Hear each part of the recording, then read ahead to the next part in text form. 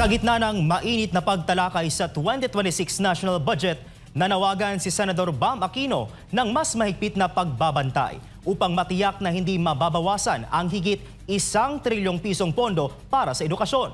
Kasabay ito ng pagsisimula ng Bicameral Conference Committee sa Biyernes kung saan karaniwang nagaganap ang mga pagbabago sa budget.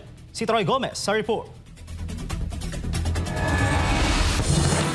Araw ng Sabado, Disyembre 13, inaasahang magsisimula ng magpulong ang mga kinatawan ng Senado at Kamara para isapinal ang panukalang 2026 national budget. At gaya ng nakasanayan, dito nagkakaroon ng insertions, pagbabawas at dagdag proyektong bigla na lang sumusulpot. Kaya nananawagan si Senador Bam Aquino, chairperson ng Senate Committee on Basic Education, na maging mas mapanuri ang publiko lalo pat ila-livestream ang proseso. Giit niya hindi dapat magkaroon ng kahit anong bawas o dagdag na alanganing proyekto na maaring pagmulan ng korupsyon. Ayon kay Aquino, nasa 1.38 trilyong piso ang kabuang pondong inilaan para sa edukasyon mula sa K-12 hanggang sa kolehiyo. Sa bersyon ng Senado, 65 bilyon piso para sa 27 hanggang 30,000 classrooms, 27 bilyon piso para sa school-based feeding program, 37 bilyong piso para sa free college law, at 30 bilyong piso para sa student allowances ng 1.5 milyong may hirap ngunit karapat-dapat na estudyante, kabilang ang 490,000 mula sa 4Ps. Aabot sa 27 milyong learners ang direktang makikinabang. Kaugnay nito'y binigyang diin ng senador na ang pondo ay hindi lamang numero, ito ang kinabukasan ng milyong-milyong estudyante sa bansa. Muling iginit ni Aquino na maging aktibo ang publiko sa pagsubaybay.